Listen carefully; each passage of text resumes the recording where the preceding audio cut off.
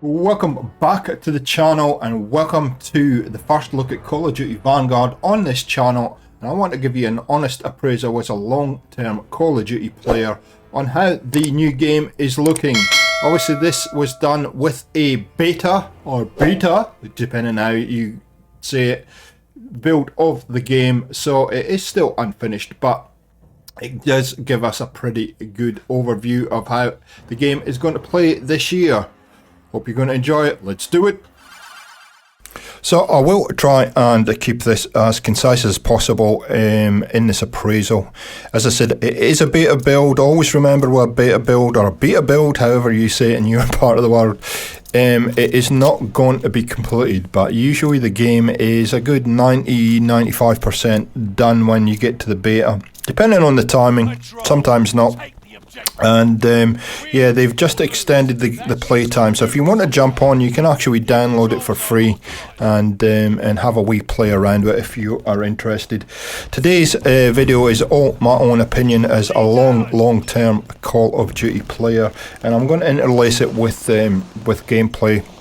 In fact, some of my first games that we played were Mikey, and I have a fairly long list of things to discuss. So one of the first things I did notice straight off the bat is how quickly this game loads in. It is, compared to Modern Warfare and Cold War, this loads in real quickly. Now, it could be because it's the beta and there isn't a lot of stuff in this particular build.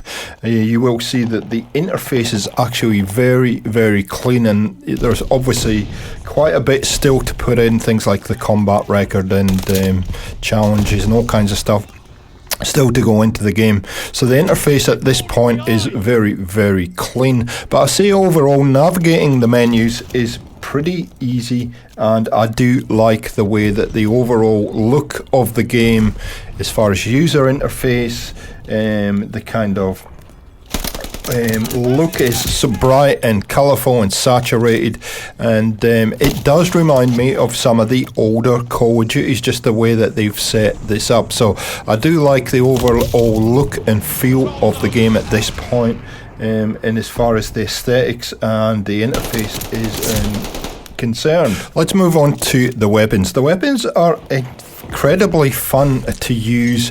I was a big fan of World War II by Sledgehammer, so all the old favourites are back: the STG, the MP40, etc., the Thompson, the Bar, etc. They're all pretty solid guns to use and a lot of fun, and I did spend a lot of the beta playing around with all different weapon types, because there is no penalty to doing that. It doesn't carry over into the full build of the game, so you can play around as much as you like. The progression of achieving attachments and for your gun is pretty nice. It's pretty well balanced. I've got to say, overall, the Gunsmith is pretty familiar. If you've played the last two Call of Duties, you'll know exactly how to do that and how it works. It's pretty self-explanatory. What I don't like is the level of attachments that we have in the game. 10 attachments, up to 10 attachments on your gun, and I think it's way too many attachments, and it just makes the game way too complicated. Now, I understand why they've done it. They've done it to give everybody a kind of good variety and a little bit creativity in how they want to build your own setup. But yeah, there's just too many. When you look at all the pros and the cons and what attachment does what, and what is the positive effect, what's the negative effect, my head just started spinning. You know, you're basically going to have to set aside some time to try and figure this all out and balance your weapons out. And to be honest, I just want to get in and play the game. I did find, as well, as I was progressing the weapons through the various levels, pretty much what I do generally at the start of any Call of Duty game is just add the attachments they give me straight up. I was adding attachments, and as I progressed some of the weapons, I was adding more attachments or a better version of the same attachment, and really, with exception to the BAR, I wasn't seeing a huge change in performance, which was kind of strange. So it's going to take you quite a bit of time to figure out what attachments fit where and what best suits you. Also, the ammunition types I kind of like, but the explosive rounds, please, developers, get those out of the game. They don't belong in a Call of Duty, honestly. Not for all guns. And the different ammo types actually do mean that your gunfights are a little bit inconsistent depending on who has what gun and how they're set up. So yeah, not a great fan of so many attachments. I thought I would be, but the truth is, and the reality is, that I really think that 10 is too many attachments to have in the game. I also noticed in this build of the game there were no camos for your weapons. Not unusual for a beta build. We're not sure what the challenges are going to be to earn your camos yet. It's going to be interesting to see what they can put in place. No skins for your players, and I'll get to that in a second. That is one of my big bugbears about this game at the moment. I've got to say, the grenades in this game don't seem to do a heck of a lot of damage, which is a bit disappointing. I think they really need to look at that and do some tweaking.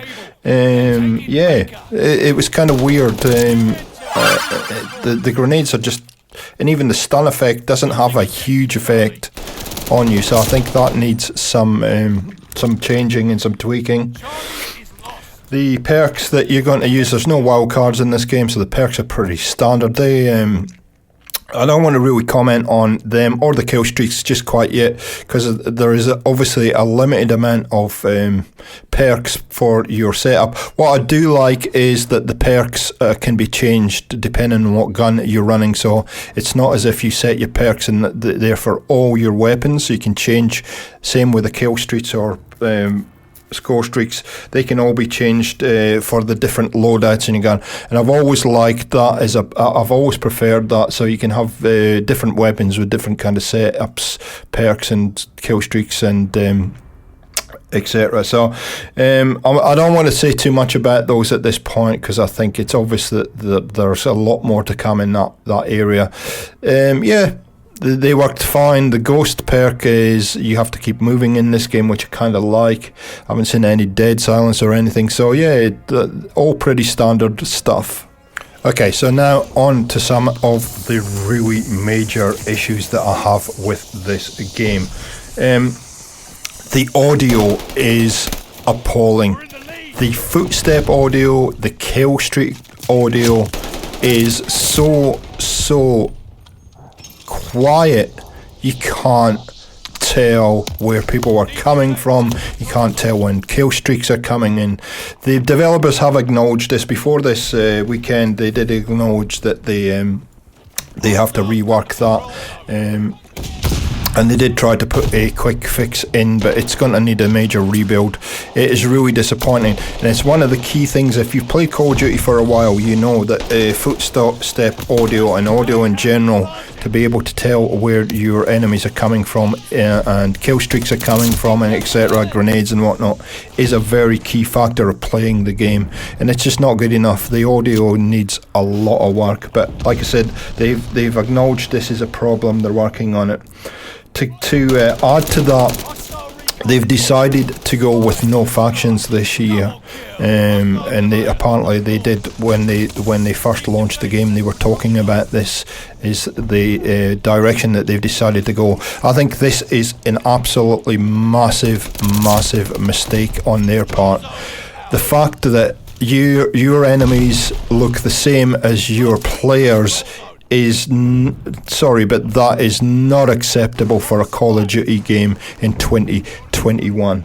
You've got to be able to visually distinguish your enemies, and the kind of visibility they have with the nameplate and the little diamond above players' heads is not good enough to do that. You're talking about making split-second decisions on whether the person in front of you is an enemy or a friendly, and I can imagine hardcore mode, that is just going to just cause so much chaos. Now it may be that they want to make the difference in wearing skins and selling skins, but this is just not good enough. Sorry, but I'm adamant that this is not good enough for a Call of Duty, a modern Call of Duty. There has to be a distinguishing factor between you and your enemies, and so that needs to be fixed. So one of the things that all of this causes with the audio and no distinguishing factors between the different sides, enemy sides, is that people are just going to post up in one spot and just camp, basically. And I've been trying various strategies when I've been playing the game over the weekend, and I've got to say, if you just hold your spot and wait for the enemy, you're going to be rewarded much more heavily than if you run around, because when you run around you can't tell where your enemies are coming from, and there are so many points on the map that they can come from, or sit in corners or whatnot, that this game is just going to reward camping, unfortunately. The maps are good. I do like the maps. I do like the feel of the maps. I'm not sure how I feel about opening doors again in shootable cover. And I'm not a big fan that you're, at least in this build of the game, that you can't choose the map you want to play. That is something else that isn't in the game at this point, and it probably won't be, because I don't think World War II had that option. I can't really remember, but I know Modern Warfare didn't, and I just don't like that. We should have the choice of the maps we are going to play. Time to kill is exceptionally quick. I think it's pretty well balanced. I love the fact that you can actually see your latency on the screen as you're playing the game. That is fantastic. We did have a few texture glitches during the beta, but that's only to be expected. And finally, the new mode Patrol is a huge amount of fun. It's just like a moving hard point, and I think you will really enjoy it. So that's it, guys. That's all I had to really say about Call of Duty Vanguard. My final feelings on the game. I'm a bit 50-50 on how I feel about this year's Call of Duty, to be honest. I think they said this is a beta build of the game, and I would expect the game to be in about a 90-95% build kind of point at this juncture. It's not. I feel as though it's very undercooked at this point. It needs a heck of a lot of work, and if it's anything like World War II, don't be surprised, and here's my prediction, don't be surprised if this gets a major overhaul 3 or 4 months into the life cycle of the full game being launched. I just think it just doesn't feel like it's ready to be launched at this point. That is my personal point of view, having played it. There are just so many things that need to be resolved at this point. But overall, I wanted to give an honest appraisal of how I feel, so that you've got some kind of balanced information to go by. If you have been playing the game, I'd love to hear your comments. Please feel free to disagree with me if you enjoyed this Call of Duty, and I know different types of Call of Duty suit different players, but yeah, at this point I think it needs a lot of work. Thanks for watching the channel. If you like this video, please leave a like rating down below. If you're not subscribed yet, have a look around. If you like what you see, hit the big red button, and we will catch you next time on Gaming for XP. See ya!